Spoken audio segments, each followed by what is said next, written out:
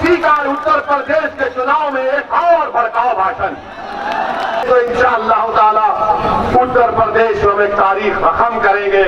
ये तमाम के तमाम गुलाम हैं जो अपना ईमान बेचकर जमीन फरोशी करते रहते दिन रात।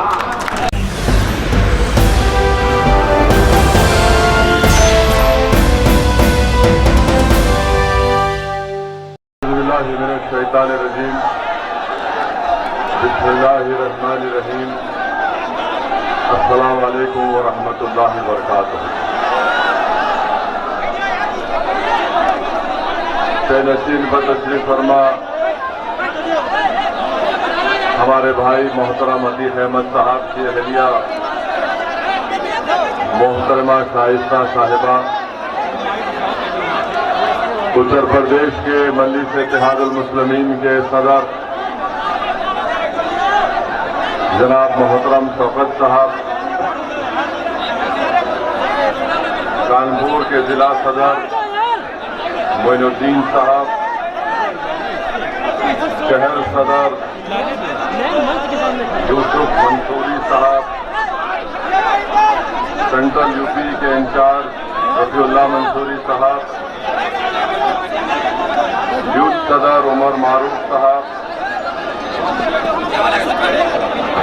कानपुर शहर की खवातीन की सदर मोहतरमा रियाज सिद्दीकी साहिबा, एडवोकेट नासिर साहब साबिका सदर और मजलिस इत्तेहादुल मुस्लिमीन के कॉरपोरेटर शरद सवंकर साहब, उत्तरोला के मजलिस इत्तेहादुल मुस्लिमीन के उम्मीदवार डॉक्टर मन्नान साहब, मजलिस इत्तेहादुल मुस्लिमीन के चीफ स्पोक्स पर्सन व तर्जुमान मोहतरम जनाब आसिम वक़ार साहब, मेरी इज़्ज़तदार माँ और बहनों, मुअज़्ज़िज़ हाज़रीन इकराम, बुजुर्गान मिल्लत और मेरे नौजवान साथियों, बैठ जाइए, पूरे बैठ जाइए, आराम से बैठिए, पूरे बैठ जाइए। मेरे अजीज दोस्तों और बुजुर्गों, मैं अपनी आज की तकरीर को जो अल्लाह सुब्हानहू व तआला ने मुझे बोलने की सलाहियत दी है, मैं अपनी आज की इस तकरीर को यहाँ कोई नहीं बोलेगा, अच्छा ये आप लोग कोई नहीं बोलेगा और यहाँ पर किसी चीज को बैठने के मत बोलिए, क्या है वो बैठिए, बस एक दूसरे को मत बोलिए। रुक जाइए, रुक जाइए, हम देख रहे हैं ना, बस ठीक है, आप छोड़ दीजिए, छोड़ दीजिए, छोड़ दीजिए, कोई किसी को ना बोले। मैं आपको ये बताना चाहता हूं कि आज की मेरी ये तकरीर को मैं अपने अल्फाज जो आज अल्लाह मुझे बोलने की सलाहियत देगा, मैं अपनी पूरी मुकम्मल आज की तकरीर को कानपुर के वो मजलूम मोहम्मद रईस और मोहम्मद सैफ और आफ्ताब आलम के नाम पर करता हूं, जिनको दिसंबर 2020 में पुलिस की गोलियों से उनको शहीद कर दिया गया था। मैं अल्लाह से दुआ भी करता हूं कि अल्लाह सुब्हानहू व तआला मोहम्मद रईस, आफ्ताब आलम और मोहम्मद सैफ को अल्लाह उनकी खबरों को नूर से भर दे, अल्लाह इन तीनों की मग़फ़िरत फरमाए और अल्लाह सुब्हानहू व तआला अपने फजल और करम से इनके अफराद खानदान को सब्र जमील अता करे और अल्लाह सुब्हानहू व तआला जो रब्बे करीम है, रब्बे कायनात है, अल्लाह सुब्हानहू व तआला जिन जालिमों ने इन बच्चों को शहीद किया, इनकी जानें ली, अल्लाह सुब्हानहू व तआला उन लोगों को, उन जालिमों को तबाह व ताराश कर दे। मेरे अजीज दोस्तों और बुजुर्गों, मैं आपका बेहद शुक्रिया अदा करता हूं कि आप लोग अपना कीमती वक्त निकालकर एक चिलचिलाती धूप में आप यहां पर आए। आपका बेहद शुक्रिया। आज का ये जलसा इसलिए मुनअक्किद किया गया है कि चंद महीने के बाद जब फरवरी 2022 में अगर चुनाव वक्त के मुताबिक होंगे विधानसभा के, तो आपसे ये गुजारिश करने के लिए असदुद्दीन ओवैसी आया है, आपसे ये इल्तिजा करने के लिए आया है कि आने वाले विधानसभा के चुनाव में आप तमाम को मिलकर मजलिस के उम्मीदवारों के हक में अपने वोट का इस्तेमाल करना है। मैं आपसे गुजारिश करने आया हूं कि आज आप हजारों की तादाद में यहां पर जमा हुए हैं, मगर मैं ये आपसे गुजारिश कर रहा हूं कि जब पोलिंग का दिन होगा तो ना सिर्फ हजारों बल्कि लाखों की तादाद में आप मजलिस के उम्मीदवारों के हक में अपने वोट का इस्तेमाल करेंगे। यकीनन यहां पर आपकी मौजूदगी इस बात का पैगाम देती है कि उत्तर प्रदेश की सियासत में इंशाअल्लाह ताला आपकी बार मुसलमान एक नई तारीख रकम करेगा। आपका यहां पर इतनी बड़ी तादाद में जमा होना इस बात का पैगाम देता है उन तमाम सियासी पार्टियों के जिम्मेदारों को जिन्होंने बरसों से हमारा वोट तो दिया मगर सही मानों में अक़लियतों से और खास तौर से मुस्लिम अक़लियत से इंसाफ नहीं किया। मेरे अजीज दोस्तों और बुजुर्गों, याद रखिए मेरी इस बात को मैं बार बार आपसे कह रहा हूं कि भारत की सियासत की तल्ख़ हकीकत यह है कि जिसके पास ताकत है उसी की आवाज को सुना जाता है, जिसके पास उसके वोट से मुंतखब शुदा जीत कर आने वाले उसके नुमाइंदे हैं उनकी बात को सुना जाता है, जिसके पास विधायक हैं उनके मसाइल को हल किया जाता है, जिसके पास ना आवाज है ना ताकत है ना विधायक है तो उनको यतीम और कमजोर समझकर उनको कोने में छोड़ दिया जाता है। ये बात बिल्कुल सच है। मैं आपसे जो कह रहा हूं कड़वी जरूर है मगर याद रखिए ये सच्चाई है। आज भारत में मुसलमानों का मुकाम अगर एक है, क्या है हमारा मुकाम? हमारा मुकाम एक बैंड बाजे की पार्टी की तरह होकर रह गया कि जब इलेक्शन आता है तो हमसे कहते हैं कि बैंड बजाओ, सेकुलरिज्म को बचाओ। जब इलेक्शन आता है तो मुसलमानों से कहा जाता है कि पुंगी बजाओ और सेकुलरिज्म को बचाओ। मुसलमानों से कहा जाता है कि हारमोनियम पर साज निकालो ताकि मुल्क का सेकुलरिज्म बच जाए। और आपने देखा होगा कि शादी की बारात जब निकलती है दूल्हे के घर से तो दूल्हा घोड़े पर होता है और शाम में होते हैं बैंड बाजे वाले। और जब दूल्हा उस मुकाम पर पहुंच जाता है जहां पर उसकी शादी होना है तो बैंड बाजे वालों से कहा जाता है कि तुम इस मुकाम में अंदर दाखिल नहीं हो सकते क्योंकि तुम्हारा काम था दूल्हे की बारात को बैंड बाजा बजा कर लाना। अब तुम्हारा काम खत्म हुआ, तुम बाहर रहोगे, किसी कोने में जाकर बैठ जाओ। यही हाल मुसलमानों का करके रख दिए हैं लोग। जब इलेक्शन आता है मेरे अजीज दोस्तों, गयूर नौजवानों, मेरी बात को सुनिए। मैं चाहता हूं कि जब आप यहां से जाएं एक फिक्र लेकर जाएं, एक सोच लेकर जाएं। मैं ये चाहता हूं कि आप एक फैसला कर लें कि इस आने वाले विधानसभा में क्या आप सिर्फ वोट डालने वाले रहेंगे या नेता भी बनेंगे, या आप सिर्फ वोट डालते रहेंगे और वही बैंड बाजा पार्टी की तरह कोई दूल्हा बनेगा, आप उसके वास्ते बड़े बैंड बजाएंगे, बड़े बड़े गाने गाएंगे, नाचेंगे, और जब वो जाएगा उस मुकाम पर जहां पर शादी होना है, तो वहां पर कहा जाएगा तेरा काम नहीं है, तेरा काम हो गया, तू बाहर रुक जा। असदुद्दीन ओवैसी आपको पैगाम देने आया है कि हम अब बैंड बाजा नहीं बजाएंगे, अब हम जमहूरी तरीके से इन लोगों को बजाकर अपने उम्मीदवार को कामयाब करेंगे। हम जब बजाएंगे, जब हम बजाएंगे तो योगी आदित्यनाथ उल्टा ना समझे ये बजाने की बात कर रहा है। हम जमहूरियत में बजाने की बात कर रहे हैं, और कैसा बजाएंगे? हम अपना एक एक ओट पतंग के निशान पर दबाएंगे और दबा कर कहेंगे कि बेटा अब नाचो तुम, अब बाजा बजाओ, अब पुंगी बजाओ। आप अंदाजा लगाइए। आप सुनिए, मैं आपसे दाद हासिल करने नहीं आया हूं, ये कोई मुशायरा नहीं है कि शायर बोल रहा है वाह वाह मुकर्रर मुकर्रर कह रहे हैं। ये एक सियासी जलसा है। आप अपना कीमती वक्त निकालकर इतनी धूप में यहाँ पर हजारों की तादाद में आए हैं, तो थोड़ी देर के लिए मेरी बात को सुन लीजिए।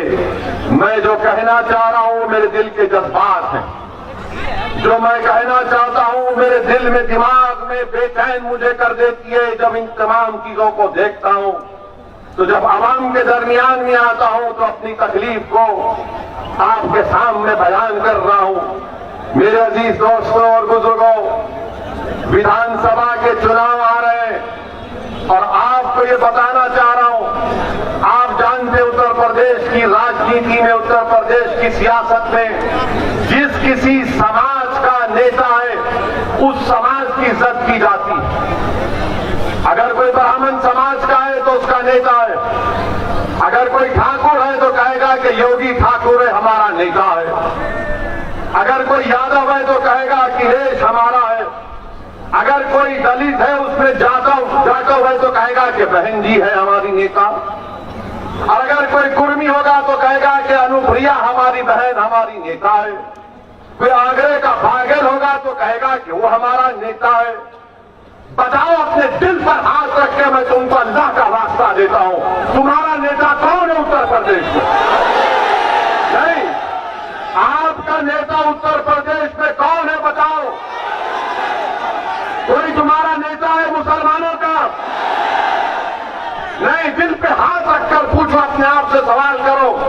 जब सब समाज ने अपना अपना नेता बना लिया, अपने अपना पावर बना लिया, 19% मुसलमान उत्तर प्रदेश में, एक किसी को नेता बनाया आपने।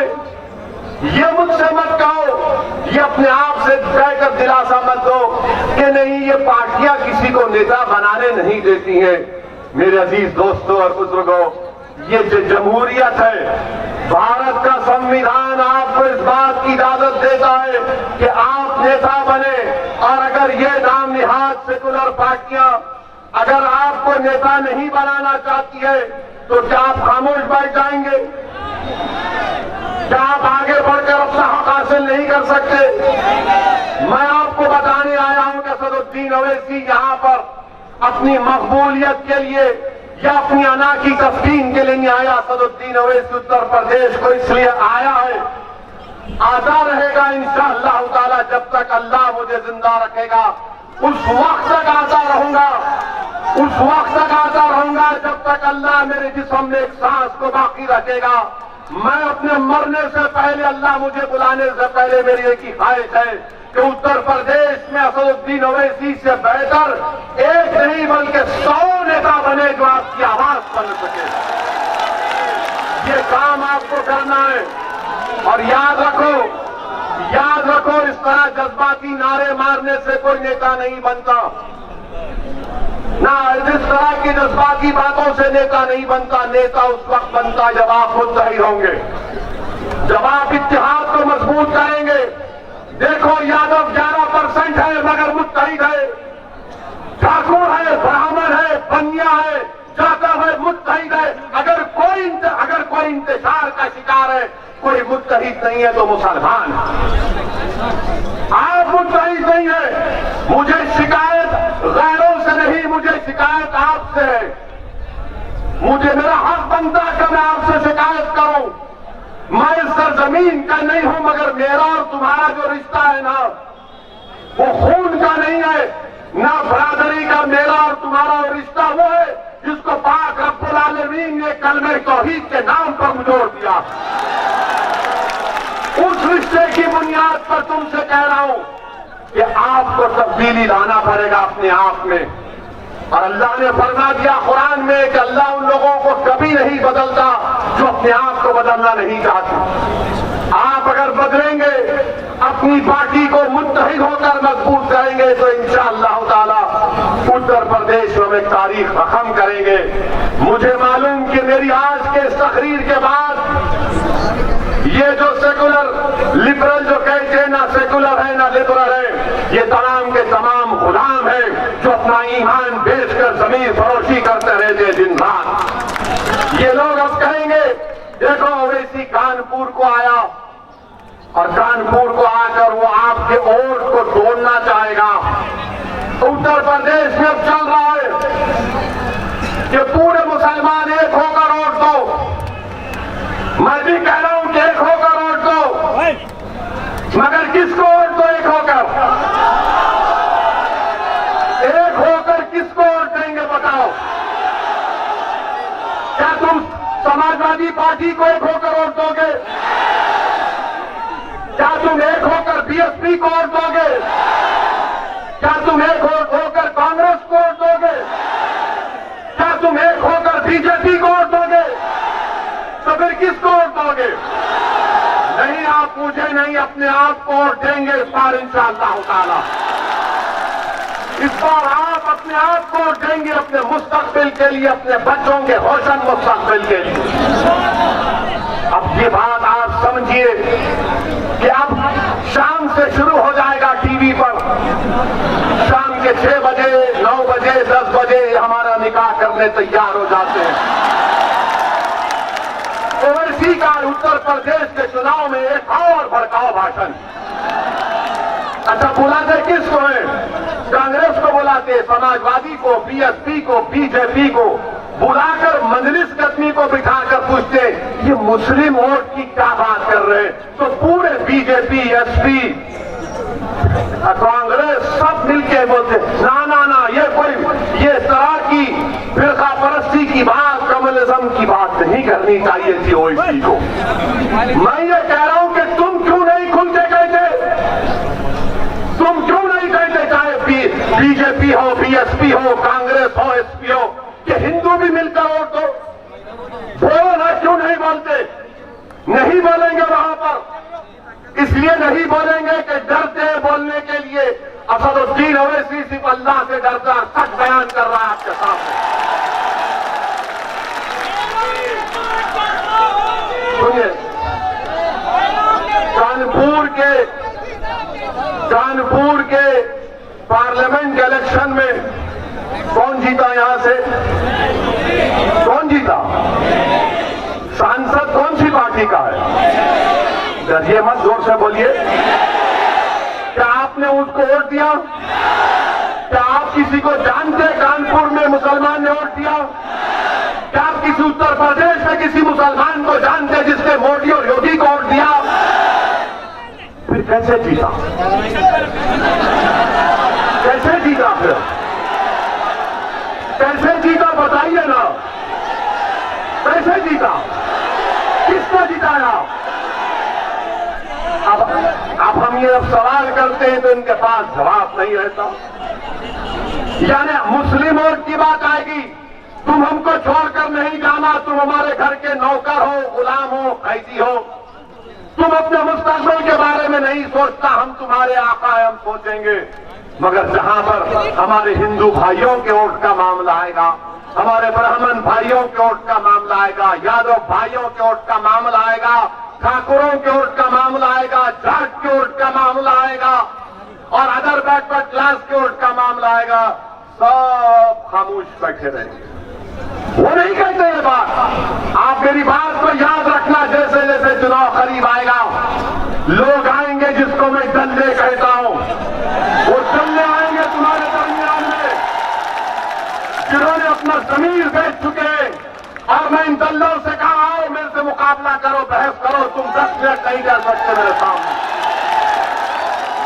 अब बोलेंगे नहीं नहीं मिलकर वोट डालो, मिलकर वोट डालो।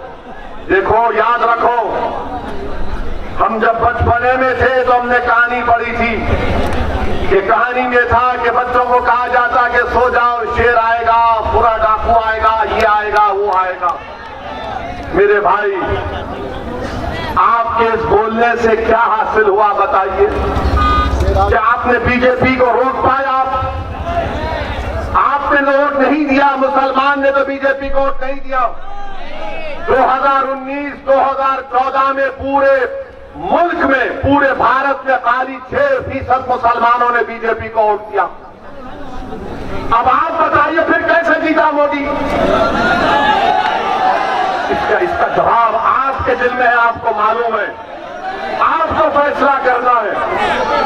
मेरे अजीज दोस्तों और बुजुर्गों, क्या आपको मालूम कि उत्तर प्रदेश में लोकसभा के चुनाव में सपा और बीएसपी मिले तो 75% मुस्लिम वोट इनको मिला। 75% आपने झोली भर भर के दिया इनको।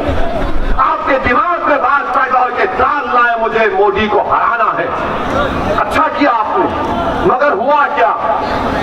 अखिलेश यादव के घर के 3 लोग हार गए, हारे ना।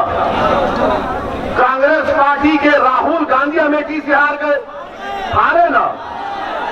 और वो हमको बोल रहे कि हम यहां पर क्या कहा, विजिटर हैं, मेहमान हैं। प्यारे, तुम्हारी मेजबानी मैं करने आया हूं।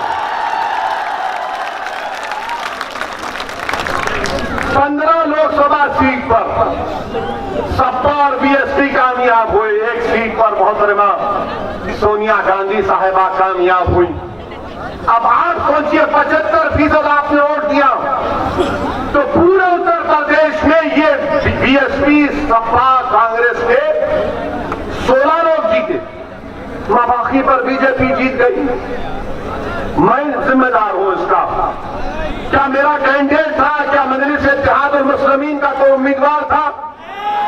कैसे जीते? तो मालूम हुआ कि हमारे हिंदू भाइयों ने 71% हमारे हिंदू भाइयों ने 2019 के पार्लियामेंट के चुनाव में नरेंद्र मोदी को अपना वोट दिया।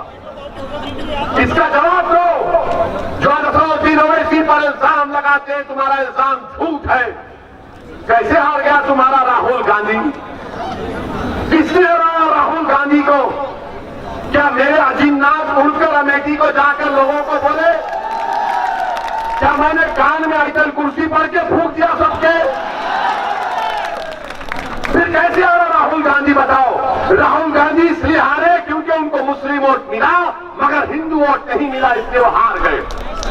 वो केरला जाकर जीतते, वायनाड क्यों जीतते? इसलिए जीतते हैं कि उस कॉन्स्टिट्यूंसी में 35% के करीब मुसलमान हैं, वहां पर जीत गए।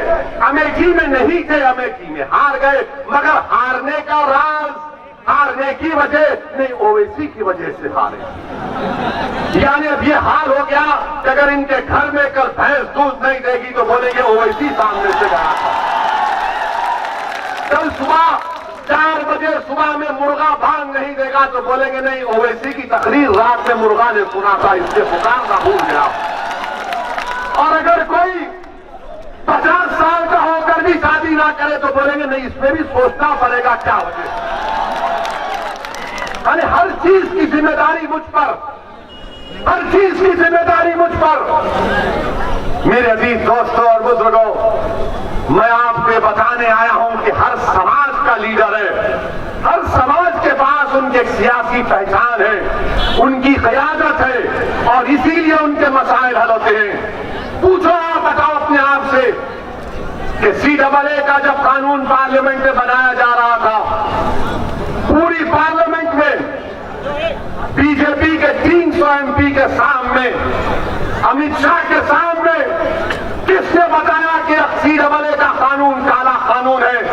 और अमित शाह के सामने हमने हमने कहा है कि अम्बेडकर के बनाए हुए संविधान के खिलाफ है, ये काला कानून है, मैं इसको नहीं मानता, उस कानून को फाड़ दिया मैंने। आप बताइए ये लोग क्या कर रहे थे? आज मजलिस को कांग्रेस सपा बोलती है कि ये वोट काटने आए। पूछिए इन पार्टियों से कि जब अमित शाह ने 2019 जून या जुलाई में अनलॉफुल एक्टिविटीज प्रिवेंशन एक्ट का कानून का तरमीम करने का बिल लाया, और वो कानून क्या कहता है मालूम आपको? दिल्ली में एनआईए का एक इंस्पेक्टर कानपुर के किसी एक बच्चे को टेररिस्ट करार दे सकता है बगैर उस पर कोई केस आए। उस कानून की तारीफ किसने की? कांग्रेस ने की। उस कांग्रेस की तारीफ, उस कानून की तारीफ समाजवादी पार्टी ने की। उसकी मुखालिफत कौन किया? कौन तरमीमात पेश किया? किसने उस कानून के खिलाफ वोट दिया? वह मजलिस इत्तेहाद और मुस्लिमीन असदुद्दीन ओवैसी और इम्तियाज जलील। क्यों किया आपने तारीफ की? क्यों समाजवादी ने और कांग्रेस ने तारीफ की? इनके पास कोई जवाब नहीं है। मेरे अजीज दोस्तों और बुजुर्गों, ये सब लोग हारते हैं। 2017 का चुनाव हार गए, कांग्रेस और समाजवादी मिल गए। तो एक गाना, क्या गाना था उस वक्त कि यूपी को ये दो लड़के पसंद है?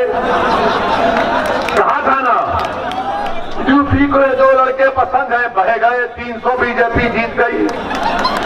फिर आपने 2 साल के बाद पार्लियामेंट में बहन जी के साथ अलायंस किया, आप नहीं जीत पाए। अब हम जब आ रहे, अच्छा मजलिस क्या करती है? हम सिर्फ भारत के पार्लियामेंट इलेक्शन में 3 सीट लड़े। एक हैदराबाद के अवाम को लाखों सलाम, हमने बीजेपी को फिर से हराया। नरेंद्र मोदी आकर मेरे खिलाफ कैंपेन किए। आपके मुख्यमंत्री को भी लाया गया था, बाबा भी आए थे। फिर ये राहुल गांधी भी आए थे, चार मीनार के दामन में जलसा किए। कांग्रेसी कह रहे थे कि हमको जलसा करने नहीं देगी मजलिस।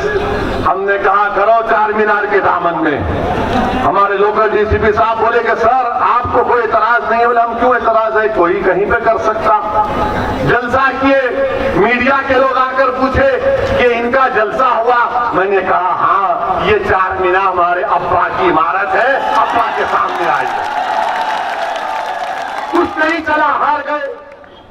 अरे हर चीज की जिम्मेदारी मजलिस पर डाल दो, क्योंकि लोग जानते हैं कि जिस दिन भारत का मुसलमान इन बातों को समझ जाएगा कि मेरे वोट की कोई कीमत नहीं है और मेरे वोट से मोदी बीजेपी नहीं जीत रही है, मैं अपने वोट का सही इस्तेमाल जब करूंगा, जब अपने पार्टी के उम्मीदवारों को कामयाब करूंगा, जब हम मुत्तहिद रहेंगे, आपके दिलो दिमाग में शुबू को शुबात होंगे। अरे नहीं, इसको वोट देंगे तो क्या होगा? मेरे भाई, मैं आपसे अपील कर रहा हूं कि जिंदगी में एक मर्तबा कभी अपने आप के लिए वोट देकर देखो। तुमने बरसों इंतजाम कर दिया, क्या हासिल हुआ तुमको बताओ? तुमने आज हम तमाम ने सुना कि अतीक साहब की अहलिया हमारी बहन है। उस बहन अपने शौहर का खत पढ़कर सुना रही थी तो जज्बात से मगरूब हो गई। 5 साल से अपने शौहर को नहीं देख पाती, बच्चे अपनी बाप की मोहब्बत से महरूम, घरों को डिमोलिश कर दिया गया। आजम खान जेल में है, बकरी चोरी के केस में केस बुक हो जाता है। मुख्तार जेल में है और उत्तर प्रदेश की जेलों में 27% मुसलमान, ये गवर्नमेंट ऑफ इंडिया का डेटा है, अंडर ट्रायल है। उत्तर प्रदेश में 5 साल और 15 साल के दरमियान में जो बच्चे स्कूल को नहीं जाते, 60% मुसलमान है। उत्तर प्रदेश में अगर ग्रेजुएट सबसे कम निकलते हैं तो मुसलमानों के 2%। बताओ फिर कब उठोगे आप? कब उठोगे आप? बताओ, तुम्हारा खून चूसा जा रहा है, तुम्हारे तरक्की के राहों को खत्म कर दिया गया, तुम और नीचे नहीं जा सकते। अब तुम समंदर की तह पर आ चुके हो, यहां से उठना है आपको, उठना है। और ऐसे उठोगे इंशाअल्लाह ताला, जैसा अल्लाह के हुक्म पर रोज सूरज निकलता है, ये बादल छटाइए। तुम मेरी बात को याद रखो इंशाअल्लाह ताला।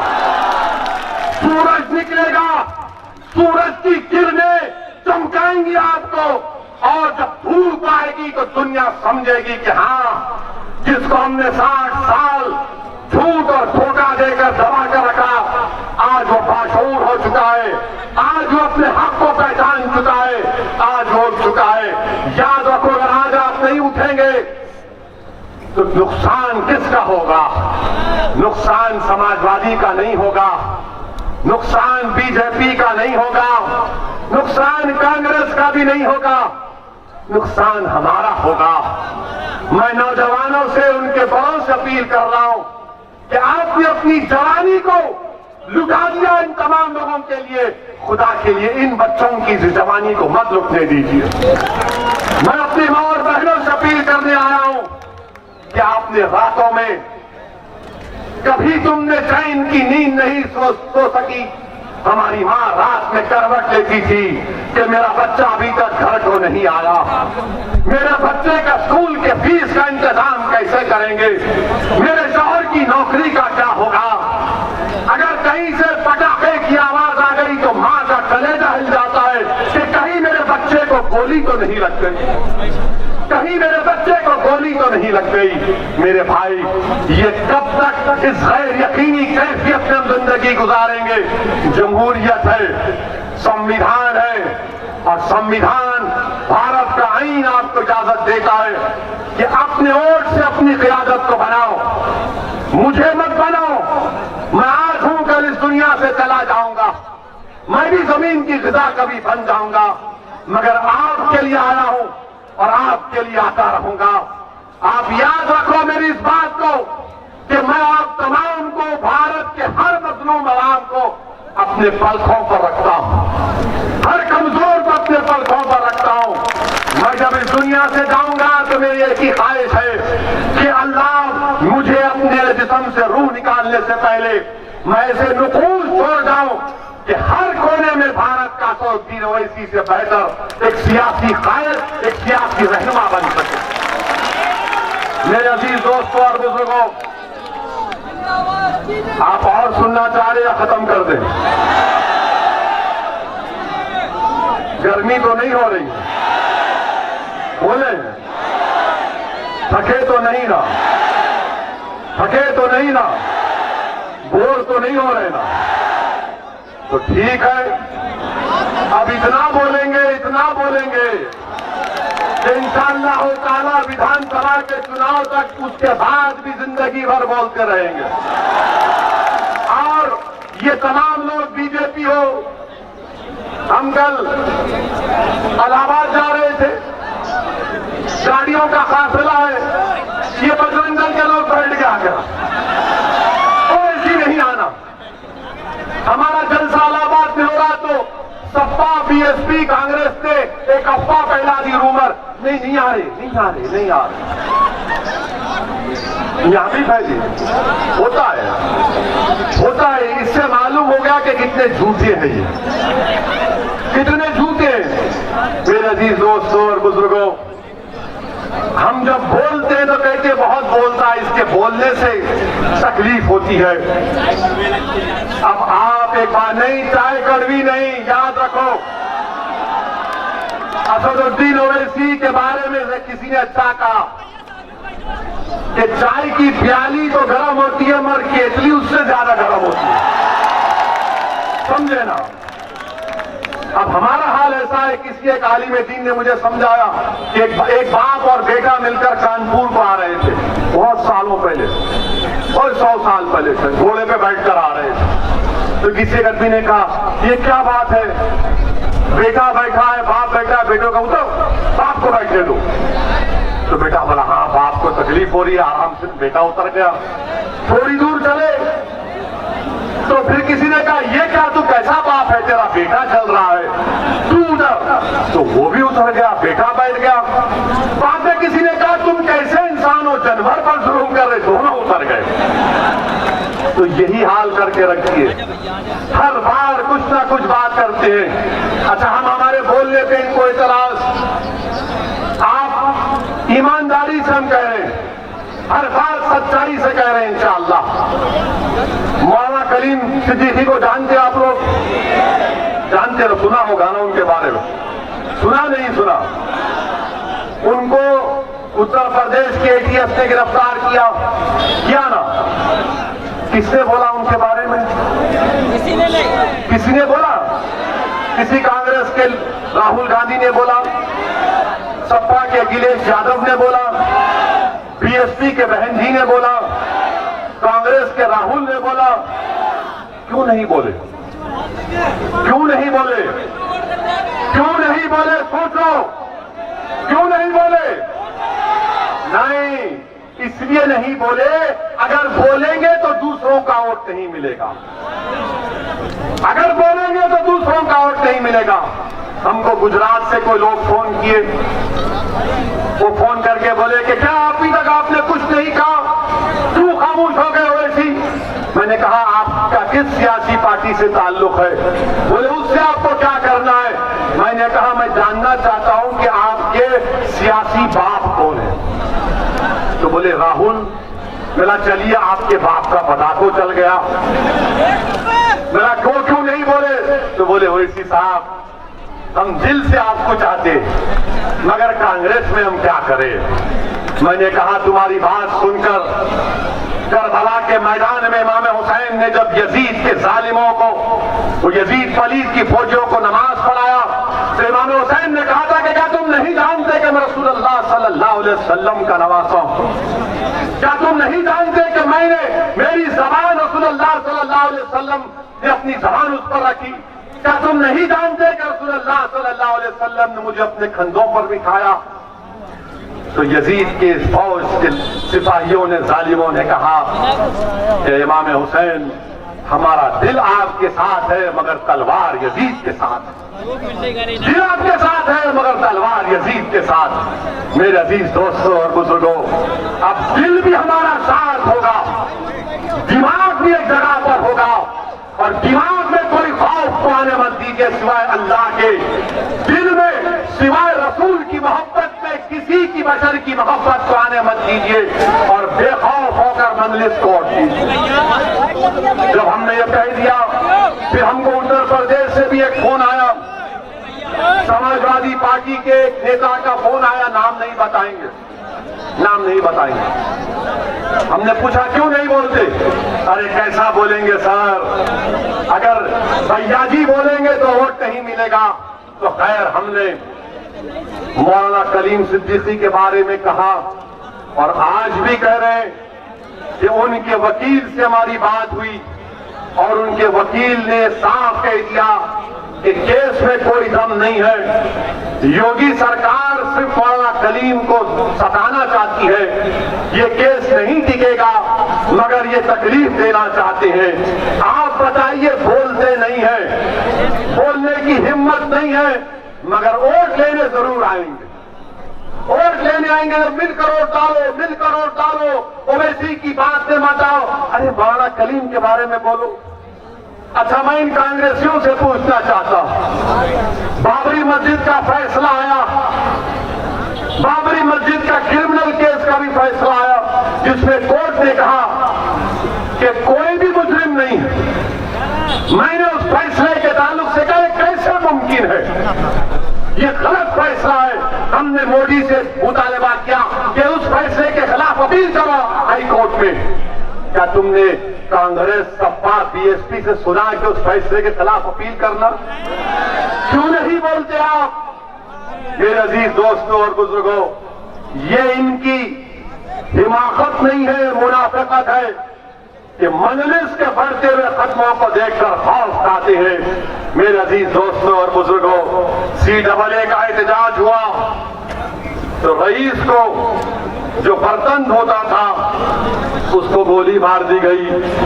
बाबापुरे के रहने वाले लोग आवाम पर माशाल्लाह से पुलिस घुसकर गाड़ियों के आईने तोड़ी। था योगी ने कहा ठोक दो, तो आईने तोड़ रहे हैं। घर के सामने बंडे उठाकर फेंक रहे। वीडियो देखा मैं, वीडियो डालने वाले पर केस बुक करो। आफ्ताब आलम जो स्कूल में काम करता था, भीड़ आई, भीड़ से बचने के लिए किसी घर में छुप गया, बाहर निकला तो आफ्ताब आलम के सीने में गोली लग गई। मोहम्मद सैफ मर गया।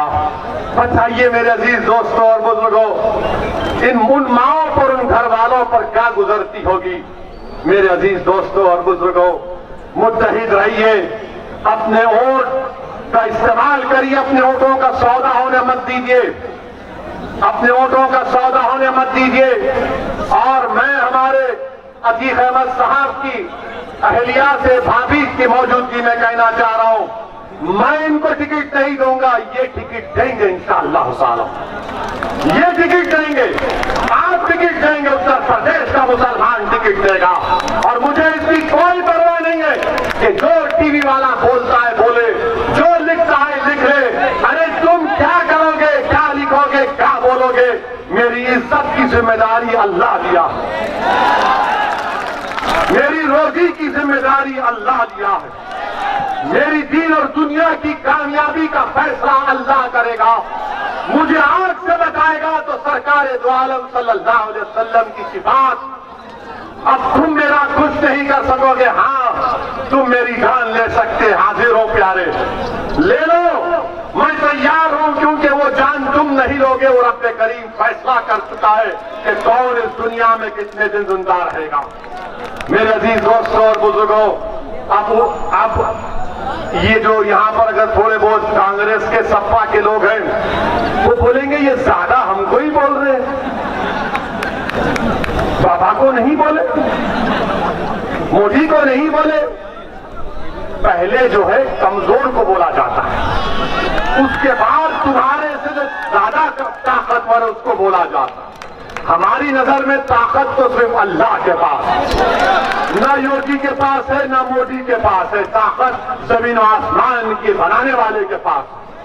अच्छा, आप ये कांग्रेसियों से एक और पैगाम, यहाँ पर इनके दो एमएलए हैं, आज रात से इनको जरूर बेचैनी शुरू हो जाएगी। महाराष्ट्र के चुनाव हुए असेंबली के, महाराष्ट्र के चुनाव में पूरे कांग्रेस हर महाराष्ट्र के हर गांव में जाकर ओवैसी को वोट मत दो, बीजेपी शिवसेना आ जाएगी, ओवैसी को वोट मत दो, बीजेपी शिवसेना आ जाएगी।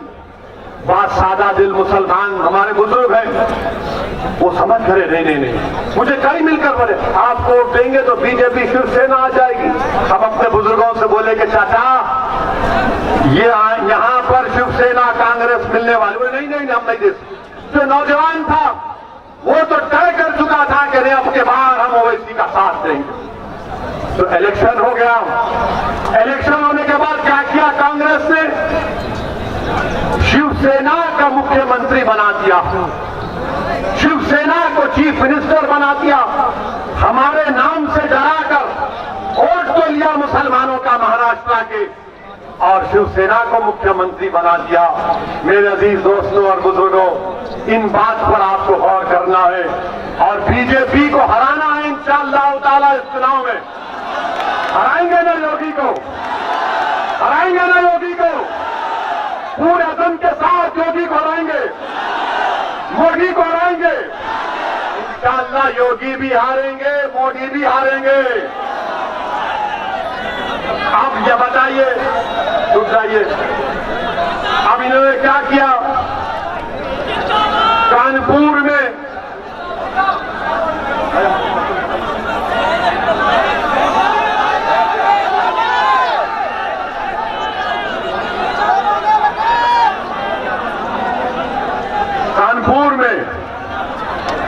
कोविड की सेकेंड वेव आई नहीं आई, आपको ऑक्सीजन मिली, जोर से बोलिए, कानपुर की जनता को ऑक्सीजन मिली, तो क्या आप बीजेपी को ऑक्सीजन देंगे आने वाले चुनाव में?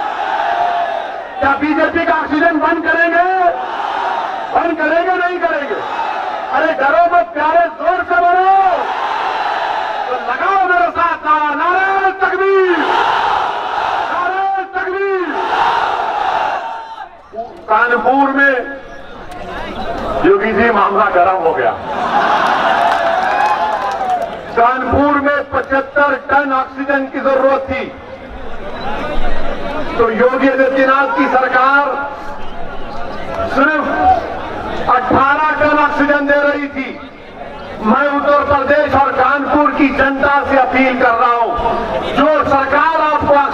नहीं दे सकी वो आपके वोट के हकदार नहीं, वो आपके वोट के हकदार नहीं है।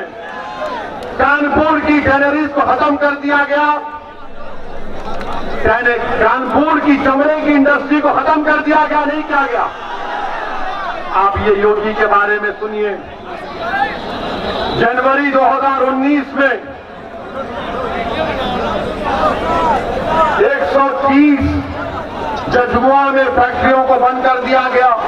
क्यों किया गया? कि कुंभ मेला आ रहा था, पहले कुंभ मेला होता था और 3 दिन शाही स्नान के लिए फैक्ट्री बंद होती थी। योगी ने कहा 3 महीने बंद कर दो। मकसद क्या था कि दलित और मुसलमान उन फैक्ट्रियों में काम करता, उनको उससे रोजगार से महरूम कर दिया जाए। और फिर फरवरी 2020 को उत्तर प्रदेश के पोल्यूशन कंट्रोल बोर्ड ने 240 फैक्ट्रियों को बंद कर दिया। रोजगार से दलित और मुसलमान महरूम हो गया।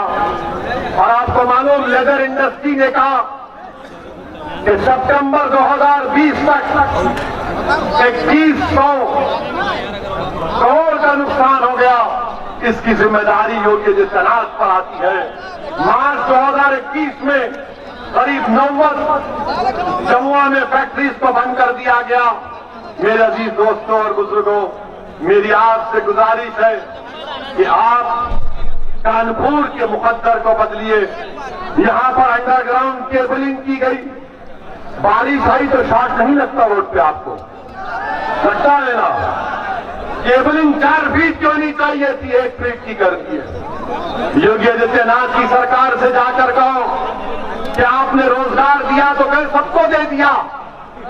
33 लाख उत्तर प्रदेश का नौजवान का नाम है रोजगार के पोर्टल के ऊपर। योगी नाकाम साबित हुए।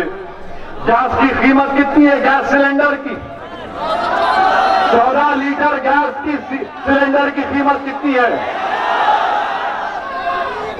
825 रुपये, 900 रुपये है ना। अब आप जाकर किसी ने कानपुर से प्रधानमंत्री के पास गए, बोला कि प्रधानमंत्री इतनी कीमत हो गई। बोले मुझे क्या करना है, जाकर बाबा से कहिए। बाबा ने कहा मुझे क्या करना, मैं तो दूसरी गैस छोड़ता हूं। आप बताइए गरीब क्या करेगा? पेट्रोल डीजल 100 रुपये के करीब हो गया। गंगा के पानी पर लाशें चीर रही थी, दवाएं नहीं मिली, दफनाने के लिए जमीन नहीं मिली, अंतिम संस्कार करने के लिए लकड़ी नहीं मिली। तो उन्होंने नदी के किनारे दफना दिया। तो दुनिया ने देखा, योगी ने देखा या मोदी ने देखा, मुझे नहीं मालूम। कुछ तो उन लाशों को खा रहे थे जो किसी का बाप था, किसी की मां थी, किसी का बेटा था। बताओ क्या आप अभी बीजेपी को वोट दोगे? मैं उत्तर प्रदेश के ओबीसी समाज के जिम्मेदारों से पूछना चाहूंगा कि कास्ट सेंसस, जाति जनगणना बीजेपी नहीं कराना चाहती है। क्यों नहीं कराना चाहती बीजेपी? जब मोदी ओबीसी का वोट लेते हैं तो क्यों नहीं कराना चाहते? हम उम्मीद करते हैं कि हमारे ओबीसी समाज के भाई और बहन भी इस बार सोच समझकर अपने वोट का फैसला देंगे। मेरे अजीज दोस्तों और बुजुर्गों, मेरे गरीब नौजवान साथियों, आपका बेहद शुक्रिया कि आज आप आए, मगर वोट का इस्तेमाल करो, अपने वोट की अहमियत को जानो, बेखौफ होकर मजलिस के हक में अपने वोट का इस्तेमाल करो। उत्तर प्रदेश में अपनी एक सियासी क़ियादत को बनाओ, लीडरशिप को बनाओ, नेता को बनाओ और अपने वतन को दिखाओ। और दुनिया तभी जागेगी, इख्तियार की कुर्सियों पर बैठने वाले जालिम लोग आप एक करवट लेंगे तो इनको नजर आ जाएगा कि आप में शऊर बेदार हो चुका है। आपका बेहद शुक्रिया। अस्सलाम वालेकुम व रहमतुल्लाहि व बरकातहू।